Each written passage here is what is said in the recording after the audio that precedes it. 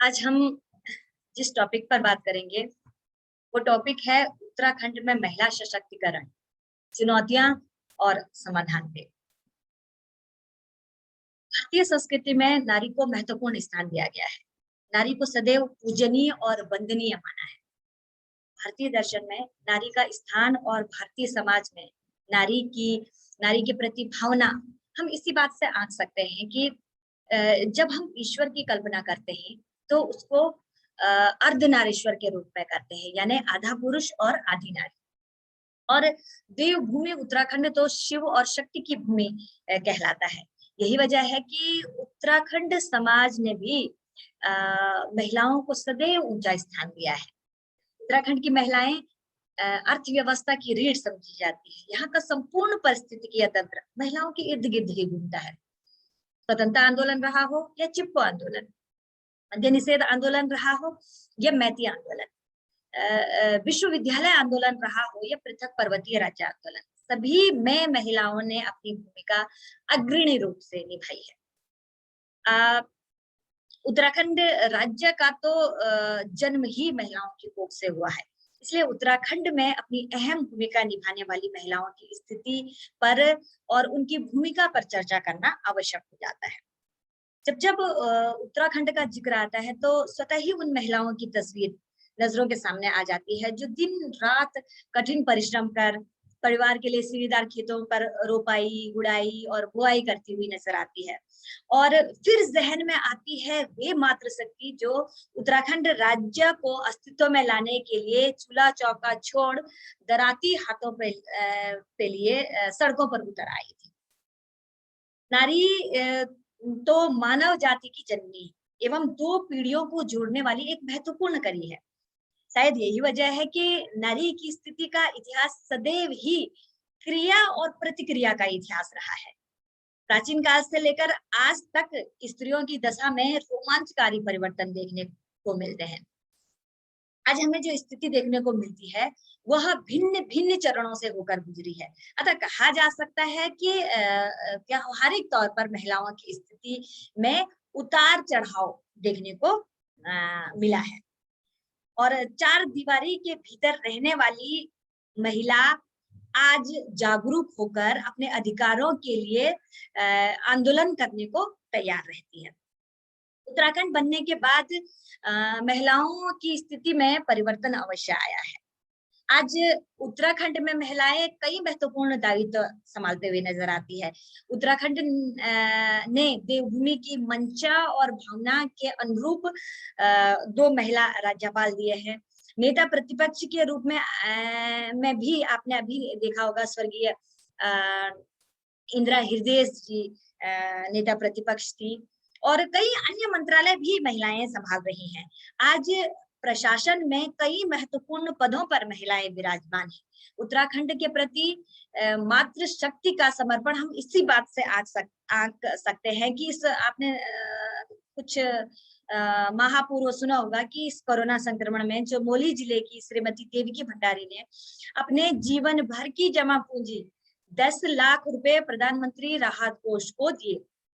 हमारी भावना नहीं है, महिलाओं की सहभागिता भी भरपूर है, परंतु आज भी महिलाओं की स्थिति बदतर है।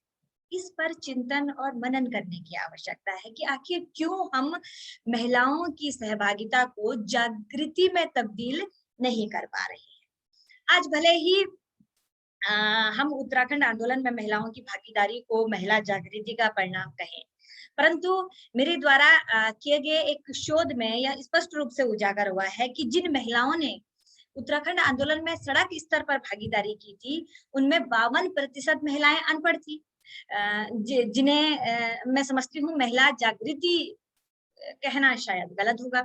वही मेरे द्वारा ही दिए गए एक अन्य शोध में जौनपुर टिहरी गढ़वाल की 73% महिलाओं ने कहा कि महिलाओं की वर्तमान स्थिति से वे संतुष्ट नहीं हैं।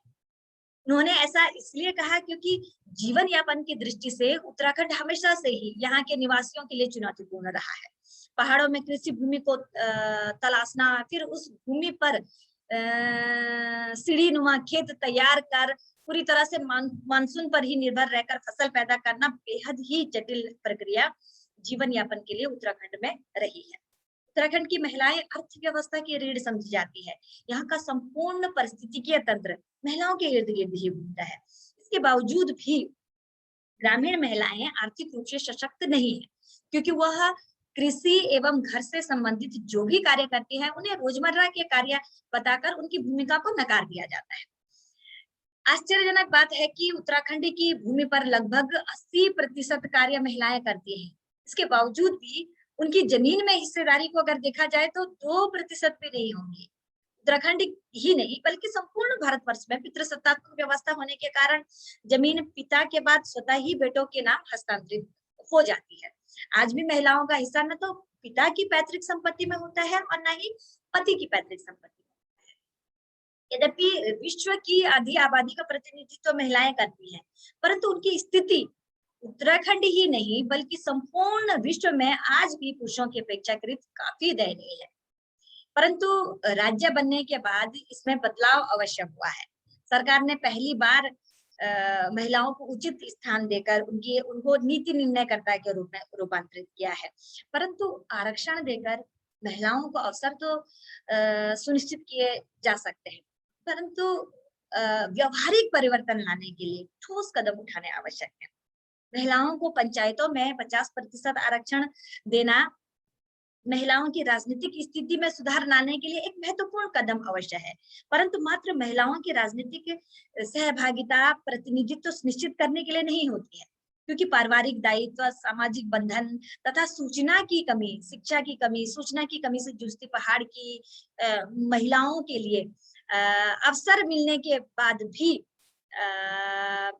वे निर्णय निर्माण प्रक्रिया में सहभागिता नहीं निभा पाती है। परिणाम स्वरूप चुनी गई महिलाओं के अधिकारों का प्रयोग या तो उनके पति करते हैं या उनका कोई रिश्तेदार द्वारा किया जाता है। अतः हम कह सकते हैं कि महिलाओं की राजनीतिक स्थिति में कुछ सुधार अवश्य हुआ है उत्तराखंड राज्य बनने के बाद, परंतु महिला प्रतिनिधियों की वास्तविक एवं सार्थक महिला सहभागिता को रूपांतरित किया जाना शायद अभी बाकी है। तभी शायद पंचायत संस्थाओं में भी महिला आरक्षण का पूर्ण लाभ उन्हें मिल पाएगा। अतः सरकार को चाहिए कि महिला पंचायत प्रतिनिधियों को साक्षर करे एवं जागरूक करे ताकि उनकी वैचारिक समझ में बढ़ोतरी हो सके तथा महिला पंचायत प्रतिनिधियों को कानून की जानकारी दे ताकि महिलाओं को उनके अधिकार, कर्तव्य और शासकीय नीतियों की जानकारी प्राप्त हो सके। हालांकि महिलाओं ने उत्तराखंड को अग्रणी बनाने में अपनी महत्वपूर्ण भूमिका निभाई है, परंतु उत्तराखंड की वह अंतिम महिला आज भी सशक्तिकरण की राह देख रही है। और मैं समझती हूँ कि यह कहना गलत नहीं होगा कि जिस महिला के संघर्ष और त्याग से यह राज्य अस्तित्व में आया है, उस महिला की आवश्यकताओं को, उस महिला की प्राथमिकताओं को, उस महिला की आकांक्षाओं के प्रश्न को अधिक महत्व दिया जाना चाहिए। और इसके बावजूद भी राज्य बनने के बाद महिलाओं की स्थिति में मैं समझती हूँ कि कोई खास सुधार नहीं हो सका है। उत्तराखंड में महिलाएं सामाजिक, राजनीतिक, आर्थिक परिवर्तन करना चाहती थी। उन्होंने उत्तराखंड मूवमेंट में जो हिस्सेदारी की थी, संभवतः इसका एक कारण ये भी हो सकता था कि वे सामाजिक, आर्थिक और राजनीतिक परिवर्तन करना चाहती थी और यही कारण था कि वे उत्तराखंड आंदोलन में पुरुषों की ढाल बन करके इस आंदोलन में कूदी थी। परंतु उत्तराखंड राज्य के निर्माण के बाद महिलाओं की अपेक्षाओं के अनुकूल उत्तराखंड राज्य किस सीमा तक सार्थक सिद्ध हो पाया या जो वो चाहती थी उतना वे सार्थक सिद्ध हो पाया। उत्तराखंड राज्य आंदोलन को सफलता के मुकाम पर पहुंचाने वाली उत्तराखंड की महिला की भागीदारी क्या उस रूप में सुनिश्चित हो पाई जिस रूप में वे चाहती थी? और यही कारण है कि आज वह महिला अपने आप को ठगा हुआ सा महसूस कर रही है। आज उत्तराखंड में एक ऐसी महिला नीति निर्धारित होनी आवश्यक है जिसमें राज्य के अंदर लागू होने वाले कार्यक्रमों एवं योजनाओं में महिलाएं सम्मिलित हों तथा जो महिलाओं की आवश्यकताओं, प्राथमिकताओं एवं मुद्दों के अनुरूप हो। उत्तराखंड राज्य की नीतियों एवं मूल्यों में ऐसी व्यवस्था होनी चाहिए जो पहाड़ की महिलाओं को सशक्त बना सके, ताकि महिलाओं के प्रति हो रहे भेदभाव एवं हिंसा पर काबू पाया जा सके। उत्तराखंड सरकार को चाहिए कि वह उत्तराखंड की महिलाओं के सामाजिक, राजनीतिक और आर्थिक योगदान को विधिवत मान्यता दे, क्योंकि उत्तराखंड बनने के 20 वर्षों के बाद भी आंदोलनकारी महिलाएं अपनी पहचान प्राप्त करने के लिए दर-दर भटक रही है। राज्य सरकार को चाहिए कि महिलाओं के विकास के लिए महिलाओं की सक्रिय भागीदारी सुनिश्चित करे, उसे प्रत्येक क्षेत्र में निर्णयकर्ता की भूमिका प्रदान करे तथा महिला किसान को देखते हुए उन्हीं के अनुरूप कृषि नीति बने, ताकि उत्तराखंड में महिलाओं की आवश्यकताओं को प्राथमिकता मिल सके। इन्हीं शब्दों के साथ मैं डॉक्टर राजकुमारी चौहान, धन्यवाद।